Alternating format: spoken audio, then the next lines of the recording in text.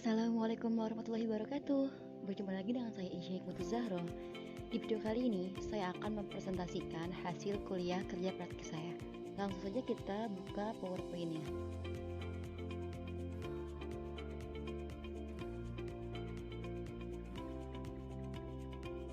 Perkenalkan, nama saya Isya Hikmatul Zahro. Saya mahasiswi di Universitas Kota Bangsa, Fakultas Teknik Informatika.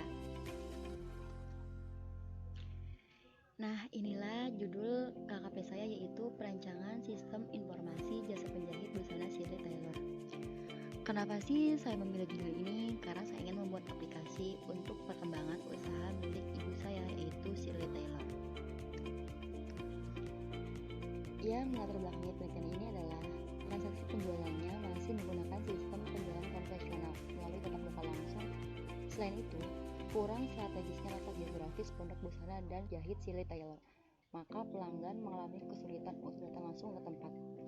Serta, usaha dagang ini masih membuat laporan secara manual sehingga sering terjadi kesalahan. Oleh karena itu, diperlukan suatu sistem komputerisasi yang dapat membantu pemrosesan pembuatan laporan. Identifikasi masalah. Kenapa sih harus ada identifikasi masalah? Yaitu identifikasi masalah merupakan langkah awal dan penting dalam proses penelitian. Di sini saya sudah membuat identifikasi masalah dari Shirley Tailor, yaitu yang pertama, belum adanya sistem pemasaran dan penjualan melalui internet, dan yang kedua, kurang luasnya jangkauan pemasaran produk-produk di pasar nasional, dan yang ketiga, kurang strateginya letak geografis sehingga konsumen mengalami kesulitan untuk datang langsung ke tempat. Dan yang terakhir, pembuatan laporan yang masih manual sehingga sering terjadi kesalahan. Pembatasan masalah. Kenapa sih harus ada pembatasan masalah? Karena pembatasan masalah itu yang akan memudahkan dalam melakukan penelitian. Di sini saya sudah membuat batasan-batasan masalahnya. Yang pertama yaitu sistem informasi yang dibahas mencakup pemasaran produk dan transaksi pesanan yang dilakukan oleh member. Dan yang kedua, sistem ini tidak membahas penyediaan atau pembelian bahan produksi pembuatan busana. Dan yang terakhir, proses transaksi pemesanan dimulai dari pemilihan busana sampai dengan mencetak bukti pemesanan. Maksud dan tujuan. Jadi maksud dan tujuan itu apa sih manfaat dan tujuan dari penelitian ini?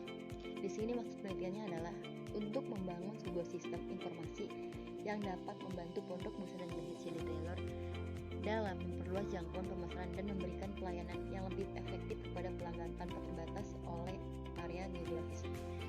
Dan tujuan dari penelitian ini adalah yang pertama, untuk mengetahui sistem yang berjalan pada pondok busana dan jahit Shirley Tailor, dan yang kedua, untuk perancang sistem informasi, dan yang ketiga, untuk mengimplementasikan sistem informasi pada pondok busana dan jahit Shirley Tailor.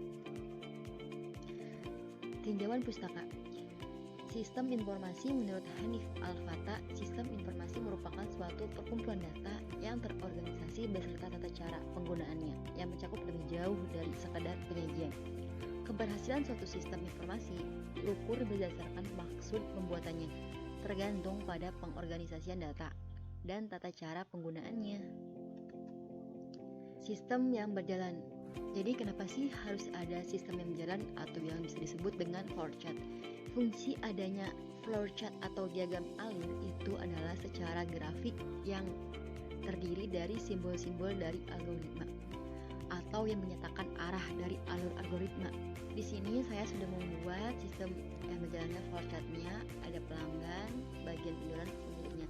Seperti inilah alurnya, dan yang selanjutnya ada diagram konteks. Kenapa sih harus ada diagram konteks? Karena di diagram konteks itu adalah menggambarkan ruang lingkup suatu sistem. Diagram konteks merupakan level tertinggi dari DFD yang menggambarkan secara input ke dalam sistem atau output dari sistem yang memberi gambaran tentang keseluruhan sistem. Inilah diagram konteks yang sudah saya buat, ada pelanggan, pemilik, seperti inilah alurnya. Dan next. Di sini saya sudah membuat evaluasi sistem yang sedang berjalan. Jadi, setiap kita membuat sistem, kita harus mempunyai evaluasinya. Di sini terdapat beberapa evaluasi yang sudah saya buat. Yang pertama, untuk proses transaksi penjualan, pelanggan harus mendatangi tempat produksi secara langsung untuk membeli dan membayar. Dan yang kedua, pada sistem yang berjalan saat ini, pelanggan kurang mendapat informasi terbaru mengenai produk-produk terbaru si retailer. Dan yang ketiga, pengarsipan data dan membuat laporan masih secara manual dengan menggunakan kertas. Inilah evaluasi yang sudah saya buat. Dan next, di sini ada diagram konteks sistem yang sedang diusulkan. Jadi sebelumnya saya sudah membuat diagram konteks dan ini adalah diagram konteks yang diusulkan. Jadi diagram konteks yang diusulkan ini adalah untuk yang diusulkan setelah diagram konteks yang kita buat. Seperti inilah gambarannya.